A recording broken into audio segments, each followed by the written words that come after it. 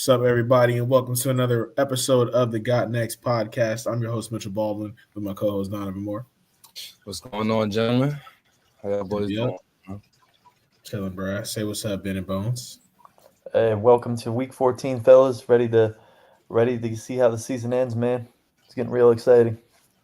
Absolutely. We had no teams on bye, so a lot of action to get to this week. Make sure you guys like, comment, subscribe, all that type of stuff, and follow us on the socials at the Got Next podcast. And without further ado, let's get into the intro.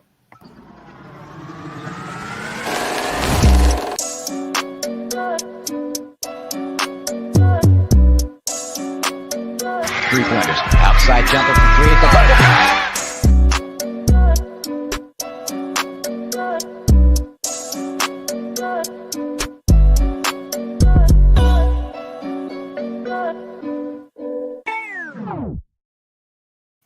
Cooking with Kaya. All right, let's get started here, guys. We got tonight in about an hour, actually almost right on the dot of an hour, the Rams and the 49ers tonight. B, how you feel about this game? I feel like it's going to be a competitive game. I think the mismatch for me is the fact that the Rams receivers are absolutely cooking versus a Niners team that's been unhealthy all year long.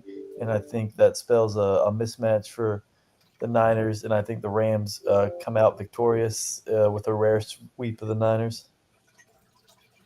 The 49ers, since Shanahan has been the coach, have usually had some success against Sean McVay and the Rams, no matter who's out there for them. So I'm actually going to go with the 49ers at home tonight.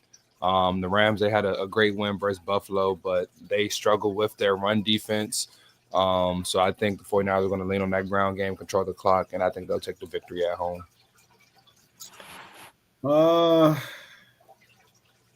Give me the Niners. They're getting a couple of their defensive players back tonight. I know Nick Bosa is back. I think, what is it, Greenlaw or somebody else was back. Somebody else was big for them that's playing tonight. So I think that might be able to rally them into a victory. It looks like Garindo's playing as well. I think it'll be a close, contested game. But, I'm going to go with the Niners ultimately. Next up, we got the Cowboys and the Panthers. How do you feel about this matchup, B? I feel like it's a toss-up just because the Panthers are playing better. But I am ultimately going to go with the Cowboys just because I feel like they do have a little more star power. And they should have beaten the Bengals last week, but, they muffed the block punt, which they definitely would have won the game if they didn't do that or didn't make that error because they were in field goal range and well within striking distance. So I think they come out in a close, low-scoring game this week. Yeah, I'm going to go with the Cowboys as well. They were definitely on the doorstep of getting the victory last week. And the Panthers are playing better football, but I think the difference for Dallas is the Panthers still struggle at the offensive line, and Micah Parsons is still on the defensive side of the football for the Cowboys. Rico Dowdle has been better running the football these past few weeks, so I think that could be the difference here as well. So I'm going to go with the Cowboys. Ultimately going to go with the Cowboys, but if you're a running back playing the Cowboys, you're going to play well. Chuba Hubbard's going to have it there. Next up, we have the Chiefs and the Browns. How do you feel about this matchup, B? I think it'll be a close game because every Chiefs game has been close this year. But obviously, I'm going to pick the Chiefs to win this game. They just know better than any team how to win within tight margins, and I think they'll continue to do so against the Browns. This game could actually be kind of a tricky game for the Chiefs. Jameis Winston just has a way of playing decent football, even though he makes mistakes. If the weather comes into effect here, I think the Browns could win, but I'm just going to go with the Chiefs because that would just be idiotic to take the Browns. B, do you know where we're at as far as the standings? I will have you guys updated on the next episode, but I think we're all within striking distance of each other. Don't want to lie and say I passed somebody, but I think there's a good chance I did, but I'll have the math ready to go for the next episode. If I had the numbers right now, I'd pick the Browns. Honestly, that's how I feel. But I'm going to play it safe here. I'm going to go with the Chiefs and keep my score the way it is. Next up, we got the Dolphins and the Texans. This should be a decent matchup here. Yeah, I think it should be decent, but I do think the Dolphins on the road are against a competitive team are substantially different than if they're at home against a vulnerable team. I think that's kind of been the Dolphins over the Mike McDaniel Tua Tagovailoa era. They take care of inferior competition at home. They even score like last year 70 points in a game and have the world fooled that they're like a legitimate team. But then you look like at games a couple weeks ago when they go on the road to play Green Bay in cold weather and they get the brake speed off them early on. Thankfully for them, they're in a dome this week against the Texans, who aren't playing all that well. However, I do think it's the type of game the Texans win because I do think they have the better quarterback. I do think they don't have Tyreek Hill, but they do have the all around better talent. I think, and even though they pretty much had their division won, I think they need to continue to win just in case the Colts have a strong finish to the season. Yeah, I'm gonna take the Texans as well. I feel like this is a win they kind of need with the playoff seed and everything like that. The AFC wildcard race can get pretty tricky, and if I'm the Texans, I would want to avoid the Ravens in the first round. So I feel like they'll get the win here. I think this could be a high scoring game. Texans coming off a bye. I think Nico Collins should have a big game here. He's another week healed from that hammy, so I think he'll get better as the season goes on. I got Houston at home. Yeah, it should be a good wide receiver matchup between Nico and Tyreek. I think that they could both look pretty good this week. What I've seen from the Texans, man, I don't know if I believe. Uh, but they still got Mixon. I'm gonna go with the Texans because I think, like B said, once you start to believe in the Dolphins, that's when they're gonna let you down. I'm believing a little bit. It's too much belief. I'm going with the Texans. Nasty matchup here. We got the Jets and the Jags. This is the toilet bowl. B, who's gonna come out on top here? Pause. I'm gonna go with the Jags here. I just think the Jets are just they find every way to lose games. They actually had the Dolphins beat last week, and they just still figured out a way to lose. So I just think the Jags, who came up with a rare win against the Titans last week, maybe just put up another fight this week. I really have no reason for picking them other than that the Jets just look a little more lost than them. Yeah, this is really like a toss up game. I could even see it ending in a tie. These are two terrible teams here. But I'm gonna take the Jets because we have to pick somebody to win. They almost beat the Dolphins last week, so I wouldn't think that they would lose to a Mac Jones led team. But I mean, they've proved us wrong all season, so they could prove me wrong this week. But I'm gonna go with the Jets here. I can't pick Mac Jones. As bad as the Jets are, I can't pick Mac Jones. Y'all ain't seen Mac Jones against the Jets when he was on the Patriots, man. I mean, That was some of his best games. the Jags pass defense is terrible. You still got Garrett Wilson, Terrible. Devontae Adams. I Yeah, think they yeah. got a good game this week, but I don't know. This is a nasty game. Like I would rather like watch us play Madden against each other with these two teams than watch this game.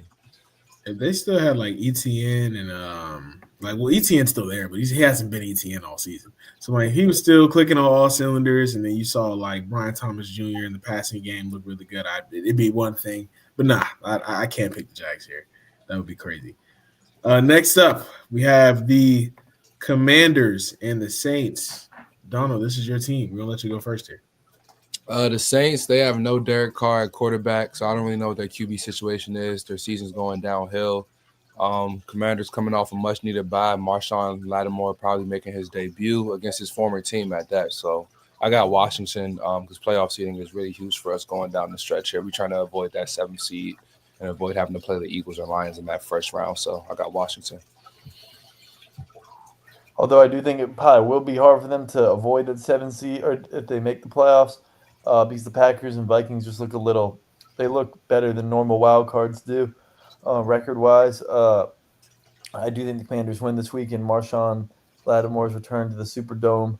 I think, yeah, like you said, the Saints QB situation is pretty much abysmal without Derek Carr, no Taysom Hill to lean on. I think, the Commanders should win a game like this late in the season. Yeah, give me the Commanders. The Saints have. Whoa, isn't Derek Carr hurt? Yeah. Yeah. Commanders. It's not even a question. Next up, is anybody picking the Giants here? Plus the 16 I am, but that's Plus the 16. yeah. Other than Lamar's 2 MVP seasons, the Ravens are in a close game pretty much every game. So I do think they actually play him close this week, but obviously it's a wash in terms of can they really win. I see blowout here. I'm not gonna lie. I don't know about close game. Next up, we got the Bengals and the Titans. Is it close? I got the Bengals. I think it could be close, just because the Bengals don't really know how to separate themselves from their opponents. But uh, the Titans are pretty awful. Yeah, I got the Bengals. They still feel like they have an outside shot at making the playoffs, so they're still playing for a little something here. Yeah, I feel like you have to have a pretty good offense to stick with the Bengals, and the Titans don't really have that. So they got good offensive players. Now the production itself is not on the Bengals level. So give me the Bengals. Patriots, Cardinals. The Cardinals really disappointed me the last several weeks. I'm not really a believer in Kyler Murray, to be honest with you. I think he's that 5'9" quarterback that you never see in the NFL, but he's got a cannon and he's athletic. I'll give him that, but he relies way too much on that athleticism. However, he's going against the Patriots, who probably out of every roster in the league have the least amount of stars. And I do think they get a win here and get back to 500 in a competitive NFC West finish here. Yeah, I got the Cardinals as well. I mean, we say it every week. They're such an up and down team. So since they lost last week, this might be their up week. But the Patriots can keep it close. Drake May he's been decent with them with the limited weapons he has around him and the terrible O-line. But I'm still going to take the Cardinals to win. I mean, yeah, give me the Cardinals, but I mean, if they lose, I wouldn't be shocked. They're so inconsistent. I hate everything about the Cardinals this year. It's been bad. I drafted Kyler. It looks terrible. I'm going to keep moving on before I cry. Next up, we have the Colts and the Broncos. Yeah. I'm fiending to pick an upset here. Colts are kind of up and down. Like we just talked about the Cardinals. I feel like it's kind of like the Colts too. They got off to a bad start, they weren't really sure what quarterback they wanted. They probably still aren't really sure about it, but they know AR's got a future and Flacco really doesn't. Never said it's a good future though for AR. This is rough right here. Both are coming off bye weeks. Been preparing for each other for 2 weeks, so give me the Broncos. They've been kind of hot lately. I do think it should be a first round elimination if they make the playoffs, but if they've proven anything this year, they can take care of weak competition, inferior competition.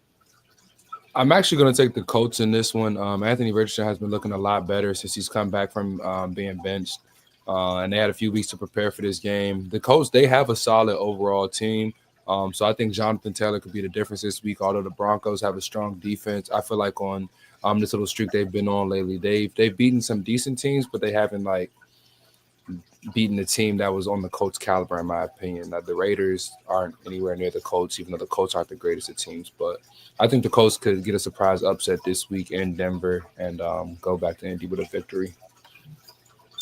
Games like this where season records get swayed a little bit here. I'm going to go with the Broncos. I've seen more from the Broncos this season. I like their defense and offense. I think that they're balanced more than the Colts are. So, yeah, you can give me the Broncos this week. Shout out Bo Nix. I knew he would be a dog. Next up, we got the Bills and the Lions. This is Josh Allen versus Jared Goff. Whoever wins this, do they get the MVP, B? If the Bills win, yeah, I think Josh Allen is already starting to separate himself. Other than Saquon, but a running back usually doesn't get it. I do think that 3 rushing touchdowns and 3 passing touchdowns last week really, puts him on his own puts him in his own league for MVP this year. However, they lost last week, and I think the Lions are going to beat him again this week, just because I think the way the Rams beat him through the pass is why it was able to be such a high-scoring game. However, the Lions run the ball really well, and I think they'll control the clock and keep Josh Allen off the field. I know the Lions have some injuries defensively too, but because they have that potent running game that possesses time, I think that's where they beat the Bills. However, this will be the Bills' last loss of the season. Their last 3 games are against the Patriots, against the Jets, and against the Patriots. So I do think the sense of urgency for the Lions to get that number 1 seed is still there, since the Eagles are sniffing them right now. And if they do lose, however, it is an AFC loss, so they'd still have the tiebreaker of the Eagles. But I think the game means a little bit more to Detroit. I'm actually going to take Buffalo this week. I feel like last week against the Rams, they were kind of overlooking them in preparation for this game. And I just feel like the Lions' last game against the Packers was a game they should have lost. A couple calls went their way. That was kind of ticky-tack in my opinion. So I'm going to take Buffalo to win this week. Their offense is explosive, and I think their defense will make just enough plays. And I think the Lions' aggressiveness going for it on fourth downs could end up coming to haunt them maybe in this game. It could come down to a big fourth down, and the Bills maybe get a stop. But I'm going to take Buffalo to win, and I think Josh Allen pretty much locks up the MVP with this victory this week. We all picked the Packers last week, and it kind of made me it kind of it felt nasty after the fact because I'm like, I feel like I didn't read the matchup good enough because I would have picked the Lions. I don't know why I didn't. So this week, I'm not going to make that mistake. I'm picking the Lions. I've just seen a lot from them between the running and the passing game, and their run game is ridiculous. Their offense is ridiculous. So I'm going to go with the Lions. But yeah, if the Bills win this one, then Josh Allen should be your MVP. Do you all think Jared Goff has a legitimate chance at if they win this game and they have the best record? No. If not Josh Allen, I would say Saquon should be second. Yeah. I can see that, yeah. If the Bengals were better, Joe Burrow would be in the combo for sure. And yeah, I'd say Lamar was all our midseason choices, but I just think they've lost too many games. Yeah. We lost too many games at this point.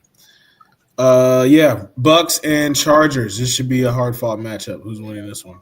It's like the battle of mid versus the battle of a little upper mid. The upper mid being the Chargers. I respect how they played the Chiefs last week. However, I did say to my roommate who's a Chargers fan, don't think too highly of them because every team has lost to the Chiefs on the last play this year. So that's just kind of how the Chiefs have been. The Chargers are pretty set to make the playoffs. I think they're either going to be the 5 or 6 seed, depending on how the Ravens finish up, I think, and how the Steelers potentially finish up. So if there's one thing I've learned about the Chargers this year is they beat the teams who are worse than them and lose to the teams who are better than them. And luckily, them being a 4th-place team last year and getting an upgraded head coach, they've been able to take care of the inferior competition. I do consider the Bucs a little inferior competition to them because they are in the worst division in football, the NFC South. And luckily for the Bucs, they pulled ahead of the Falcons because Kirk Cousins has rapidly declined over this year. I'm sorry. So I think the Chargers do win this one just because they're the better team, better coach, better quarterback, better defense for sure. And Bucs have to fly across the country. So give me the Chargers here. They'll stick to their formula of beating the teams that are worse than them. Yeah, I agree with you, B. I'm going to take the Chargers as well. I don't think they've lost 2 straight this year. I think every time they've lost a game this year, they've bounced back the next week and got a victory. So I'm going to go with the Chargers. Just week 3 and 4. They lost. That's it. Week 3 and 4, probably like the Chiefs and somebody else. Steelers and Chiefs, yeah. 2 good teams. Yeah. So I'm going to take the Chargers to win this week. Their defense is very, very talented. Derwin James has been solid. And then you still got Khalil Mack, the veteran, playing solid football. I don't know if J.K. Dobbins will be back, but the Chargers, I think they're getting Lad McConkey back this week. That's a big help for them. So I'm taking the Chargers. Yeah, give me the Chargers. They just play tough, and they're going to keep it a close game. And Baker can't, throw the picks he's been throwing recently and expect to win this game. So I think if anybody can make him throw some picks, it's probably going to be the Chargers. So I'm going to go with the Chargers in this one. B, your Steelers are facing the Eagles in Philly. First of all, how does everybody feel about the A.J. Brown and the team situation? What's going on? He just got caught slipping a little bit. Some people accidentally spill the beans in the media. I think it's a little exaggerated in terms of I think him and Jalen are still boys and all, but clearly he's a little upset that number 26 is taking the shine from their offense and they're heavily a run-first team. And we all know Jalen, he's that guy who some people want to say is a top 5 quarterback, but you don't really know because he hasn't really proven that he's an elite passer. He's an elite athlete for sure, but not an elite passer. So you can understand why a star receiver could have run-ins with him. It's like how until this year maybe a superstar receiver would have wanted to play with Lamar just because those heavily running quarterbacks don't consistently throw a lot to their number ones. But I still think A.J. Brown and Jalen Hurts have cooked over the years. And AJ's just being a little bit of what receivers are, divas, So that's all my opinion on that. They're going against a tough Steelers defense this week, and if I'm the Steelers, I try to frustrate AJ Brown because if you see already how he's feeling, you think it could potentially result in a distraction if you lock him up. But in order to do that, they got to lock up Saquon, and that offensive line's been blocking really well for him. ultimately, unfortunately, I'm going to pick the Eagles. I saw Steelers haven't won there since 1965, but I also see Russell Wilson hasn't lost to the Eagles in his career. So I hope that continues in a different uniform. Regardless, the more important game of the Steelers is next week at Baltimore. We're going to need to win that no matter what. Less so if we win this week, but I think we always show out when we play them. And no matter what happens this week, we got to win that game next week. But I'll pick the Eagles just because I think they got caught slipping last week against the Panthers, but luckily they won, and I think they'll have more focus and energy towards a better competition. I feel like this is eerily similar to the Eagles season last year. They started out, I believe, 10-1, 11-1. Then towards the end of the season, they kind of faltered with things like this stuff off the football field. So this kind of a big game for them in the trajectory of their season, in my opinion. But I'm gonna take the Eagles to win. The last time the Eagles went up against the Steelers, AJ Brown, I believe, maybe had 3 touchdowns in the first half, or it was something crazy like that. But just with the way they're running the football, as long as they stick to their game plan of running the football, you can have one-on-ones on the outside with AJ Brown and Devontae Smith. So it really comes down to Jalen Hurts making the throws to his talented playmakers on the outside. They're at home. I think he'll make the plays, and I think AJ Brown could score maybe 2 touchdowns here. I think they'll make it a focal point to get him back involved after he complained last week. So I think the Eagles will get it done. They're a much improved defense this year compared to last year, and they're at home. So I'm gonna take Philly to win.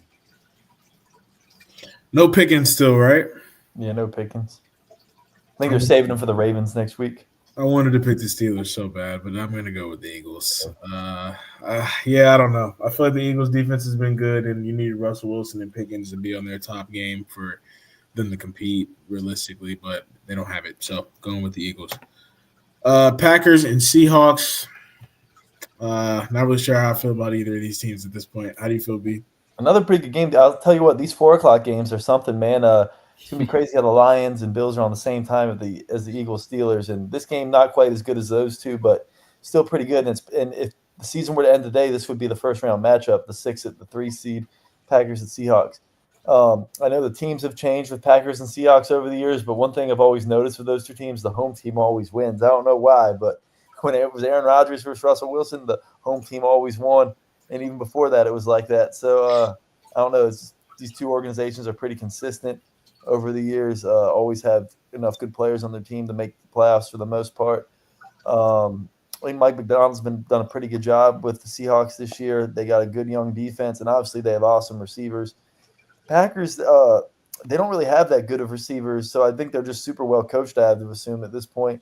And Jordan Love's pretty good, but definitely not great. So I do like him over Geno Smith, but it's hard to go win in Seattle. So I'm actually going to pick the Seahawks here, and I do think the Packers are probably the better team. If they were to see each other twice, I'd probably go with the Packers. But regular season, late in the year, NFC West, they got to show out. I think the Packers know at this point that they're not going to be better than Detroit at the end of the year. They already got swept by them, and they're probably not going to be as good as Minnesota. So I think they're pretty locked into that 6th seed for the most part, unless Washington catches them, obviously. So I'm going to go with the Seahawks here. I'm actually going to take the Packers. I honestly feel like they should have beat the Lions last week, who are a much better team than the Seahawks. But the Seahawks home field advantage is real to your point, B. But I'm just going to take Green Bay to win this week because I believe if they lose and Washington wins, Washington takes over that 6th seed. So this is kind of a big game for Green Bay because that 7th seed in the NFC is going to be that's just a dreaded spot right there. You're either going up against the Eagles or the Lions in the first round, depending on how that plays out. So I think the Packers will win. Josh Jacobs has been playing great football the last few weeks. They've been running the ball well. And I think Jaden Reed actually picks back up this week. He had a donut last week versus the Lions, 0 yards, I believe. So I think he's going to have a bounce back game here, and the Packers are going to get a much needed road win in Seattle. Yeah, give me the Packers. I apologize. That's an 8 o'clock game. My fault. Yeah, Sunday night. All good. Better. That's definitely a better Sunday night game than the next one that we have. That's on Monday. The Packers and the Seahawks. The Seahawks are just. I don't like them. I haven't liked them all season. Honestly, Zach Charbonnet might be better than Kenneth Walker at this point. I don't know if I seriously think he's going to start losing workload to him. It just seems like Kenneth Walker, whenever he's out there, they get the same workload, and Zach just does more with it. So You know what? You guys got me switching to the Packers. The Seahawks are just mid, and I think yeah, nine they and five. are. I think 9-5 is just a little too good for them. I see much more 8-6 than 9-5 for a team like that. Yeah. Yeah, no, I'm glad you saw that because the Seahawks are trash. I'm not betting anything on them. The Bears and the Vikings. Yeah, who you got for this one, B? I think it's I kind mean, of I think I know who we're all choosing here, but I just want to ask more of a question. How surprised are y'all that the Vikings are 11-2, man? That's all I want to ask. And I'm how extremely surprised are we that surprised. Sam Darnold's cooking? And finally, do we think they're going to tag him or tag and trade him or sign him to like a 3-year deal after a season like this? Because they did draft JJ McCarthy, but man, he's making Jettas and Addison look like the number 2 receiving duo after like Cup and Puka. Like he's literally making Addison look like a number 1. And I don't know if it's him or Kevin O'Connell's scheme or just all of it combined. But I mean, the Vikings really look dangerous, and I mean, I got to give them their credit because I did not think they were going to be good this year. Yeah, I think it's a combination of everything. I think Kevin O'Connell should definitely be considered the coach of the year just with I think what he's done so. with his Vikings team. Because me personally, I didn't expect much out of the Vikings, especially with the loss of Kirk Cousins and what we've seen from Sam Darnold up until this point in his career. And just to answer your last question, I just feel like the Vikings might have to take like a Wall Street approach here: buy high, sell high, buy low. So I think they'll let Sam Darnold walk, or at least try to trade him while his value is so sky high right now to a team that may be desperate or reaching for a quarterback at the end of the year, and then just let JJ McCarthy slide into the starting spot. But that's just my opinion. I don't really know what they're going to do at QB, but yes, I am shocked with what they've done this season. But a lot of it stems from how good their defense has been. To be honest, like both sides of the ball, they're really good. Yeah. But yeah, I mean, between Sam Darnold, JJ McCarthy, Daniel Jones, and I feel like there's one more QB on the roster. Nick Mullins, right? But I mean, Yeah. obviously, you have no plans for Mullins in the future. I don't know. I mean, I feel like you tag Darnold at this So point, too. but I mean, I also see why you trade him at the highest value possible too. If he's not a part of your future, then it doesn't really make sense to keep him, and then he maybe comes back in and plays when somebody's injured, and then he sucks, and then there goes the draft there goes the trade value that you could have got. So then it's like, yeah, I feel like actually the right idea is to trade him, but I mean, if you tag him and just keep him off the bench or whatever for next season, I don't think that's a terrible idea either. I mean, I feel like we've seen this season more than other seasons. Like your backup definitely matters a lot. So Definitely. It's kind of similar to what the Chiefs did when they traded Alex Smith to Washington. Yeah, very true. Like he had a solid season. They went to the playoffs. They traded him, then put the rookie quarterback in, and then you see what Mahomes did from there. So I feel like they may follow that blueprint. I could be completely wrong, but that's just how I see it could go. And the second thing I'll ask you, do you guys think the Bears are the second biggest disaster this year after the Jets? I'd say the Bengals might be the number 3 biggest disaster, but at least they show heart. But the Bears are just like the Bears. No, you said behind who? The Jets. I feel like the Bears are the second I biggest. say the Jets. I feel like the Jaguars have to be in there. Oh yeah, they were a disaster too. They have to be number 2 for me. Yeah, like you're right. They make the playoffs last year, the Jaguars, or they they were 9-8 though. Remember they lost like 5 out of their last 6. like the last game of the season or something like that, right? Yeah. And then they did make it the year before, right? That was the Herbert year, I think. Yes. Yeah. Okay. Yeah. So they just took a huge step back, and then what is your running back situation now? So I feel like you got more questions now than you did coming into the season if you're a Jaguars fan and a part of the organization. The Bears, I think for the Bears, they just need to find a coach, but for whatever reason, I feel like that's the hardest thing in the world for them. And I don't know if bad organizations just stay bad organizations. I don't know if if you're Mike Vrabel, do you really want to take that job? They picked good wide receivers, but they did not get an offensive line. Don't seem like they have even an offensive scheme. Like I think Caleb will be good, but it's like they also play in that incredibly tough division where 3 of the best teams in the league are all in. It's like I don't think the future looks that bright there for the Bears. Honestly, they haven't had good quarterback play their entire history either. They've been around for quite literally the longest. I think 100 years. What do you say? I think the Bears have been around for 100 plus years. Exactly. Yeah. And they're just known for the 85 Bears and being not so good other than that.